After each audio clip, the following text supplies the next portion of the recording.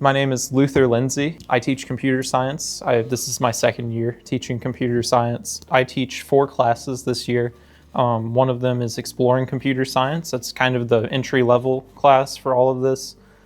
We do a lot of digital citizenship, problem solving. We do a little bit of programming and a little bit of data analysis. Right now we're doing robotics, and that's really cool. We did a robotics dance or a robot dance party today. That was really fun. But it's really a low stress class to kind of get people for the feel of computer science. I have 2 AP classes, advanced placement classes. One of them is AP CS Principles. That one's very much another general class, but it's more focused on it's a little more rigorous than exploring. You have to take an AP exam at the end of it, and so that's what we're doing right now, is preparing for that. We're doing a Python adventure game, kind of. That was kind of really cool to me. I didn't get to do that when I was in high school. But anyway, I also teach AP CSA. We only program in that class. We're focused solely on how programming works and what are some of the different data constructs, and really just everything about the Java programming language. And the 4th class I teach is robotics systems, and that one's a whole bunch of different robotics competitions that I do every week, and it's so much fun. I love doing it. The kids love doing it, but we learn a lot in all of these classes. It varies by class, but for the most part, I try to focus in on knowing not only how to use a computer, but the context for using computers. I know there's this big AI bubble that's going around, oh my gosh, AI is the future. Well, if we don't know how to use it, are we actually going to be able to use it? So I lean into how we use software and why we use software. Like I said a little earlier, a little bit of digital citizenship, problem solving, programming, just a whole bunch of different things that kind of aren't necessary. You might not use programming in the future, but you will use the problem solving and the details that you have to use in order to do programming. So hard work, problem solving, just a whole bunch of different things. Where do I start? Well, I started the chess club last year around October because I was like, well, we have a bunch of chess boards. Why don't we have a chess team? As it turns out, we did have a chess team. We just hadn't done it this year. So I started putting ads out, got a few kids to come. I think at the height of it, I had 6 kids, and we had a chess tournament last year. Sadly, this year we haven't been as active. I'm trying to fix that. So if you're interested in chess, you should definitely sign up for that. Next up was robotics. Around the same time I started doing the chess club, I actually went into my little resource cabinet and I found a bunch of boxes filled with parts. And over there, you can see the results of that. Yeah, it's all spread out now, as compared to being just in one place. So I found all the robotics parts. I had a unit for exploring computer science coming up that was about robotics. And so we did the lesson, and I was like, if there's anyone that wants to start a club for that, 100% I want to do that, and I want to help you guys. So that's how the first group kind of formed, and now we have, I want to say, 3 teams of 4 people or something like that, roughly around 20 members. So it's really good. For esports, I actually did not form that. It's been going on for a while, but one of the other teachers came up to me and was like, hey, you do computers and stuff. Would you be interested in doing esports? And so me who plays video games a lot, definitely said yes. So now we have 2 teams and hoping for more in the spring. So for chess, the meeting typically looks like coming into the library, signing in on my little roster that I always have, and then just playing chess. That's it. We don't have any strategy. We don't talk strategy that much. We just kind of want to play the game, For robotics, it depends. We have group meetings every month, but we also have team meetings that students can request and come after school to work with their teams in here. And the big group meetings, we typically have all the teams kind of tell us what they've been working on. We have the robotics field out for them to practice with, and we also have other announcements that go on. For the smaller team meetings, they meet in here with their team. They're working on their own. I have no hand in the design process. That's all them. They'll ask me for help sometimes, and I'll do my best, but they are the ones who are accountable for making their own robot. Now for esports, it does look a little different. I'm not involved with every team. I'm just kind of the organizer for all of the teams. I'm the coach for the Super Smash Bros. Team, so we talk strategy, we practice a little bit, and then we get online and, play the team that we're supposed to play. So again, it does change for every club. For chess, you can go and look up how chess deals with problem solving.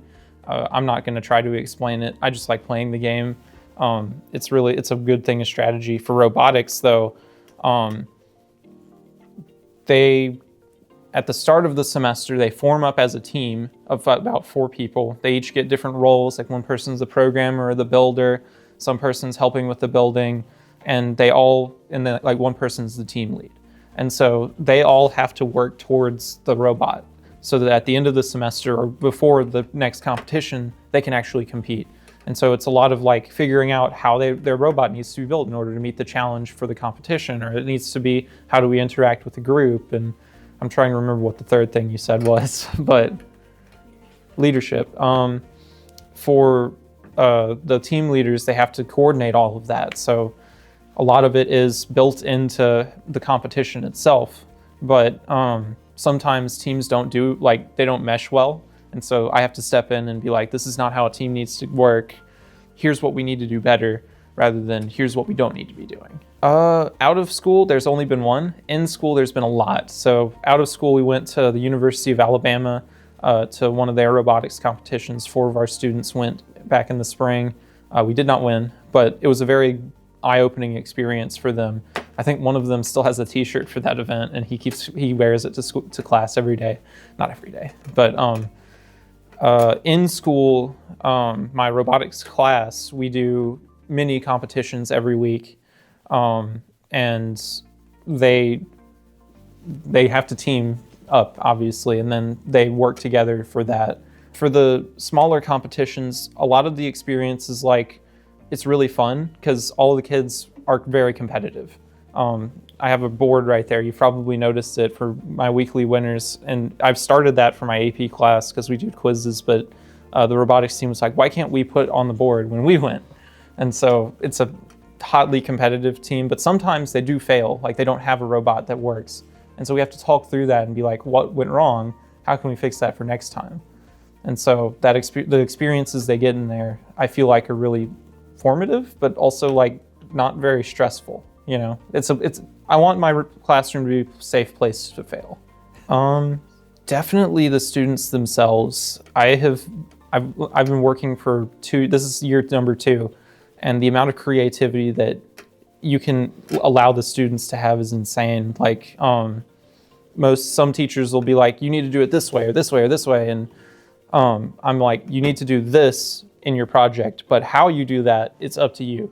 And I've seen anything from Lord, I wish I had examples just ready to go, but I've just been blown away at their creativity about how they're so individual, how their individuality kind of shows through what they're doing.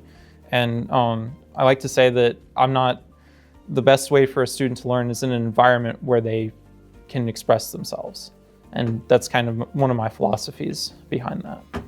So definitely the students themselves, seeing how they interact, when they positively interact, but how they interact, how they fulfill what I ask them to do, and just themselves, interacting with them. I feel like that's the best part of it. Well, I'm not going to tell them no, I'll put it that way. And I'm not going to say don't do it. What I am going to say is, what do you want out of my club? Because that's what I'm going to try to help you get. If you want to become a nurse, go see Miss Way. That's not what I'm here if you're interested in problem solving and making robots, but also programming. If you're really interested in computers, this is a good place to learn about them. So that's kind of what I would say. Now, I would also say if you aren't entirely sure, come talk to me.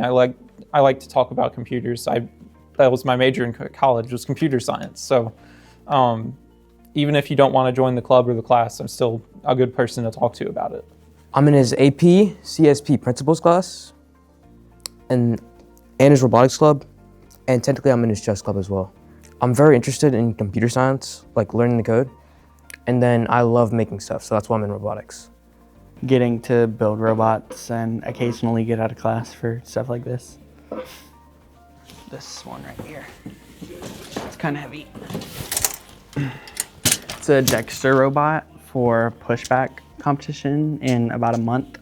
We have plastic balls that go in the front of it and out the back. It took me about 2 months to build it. Let's see. I feel like it's helped a lot with my problem solving skills, my critical thinking. I feel like it's helped me with perseverance as well. Well, I want to go to college. I feel like taking this class will already help me because I'll get a college credit from it. And it'll also help me with the fact that I'll probably go into some sort of computer science like field when I get to college, but also starting a business and probably athletics, like a lot of stuff.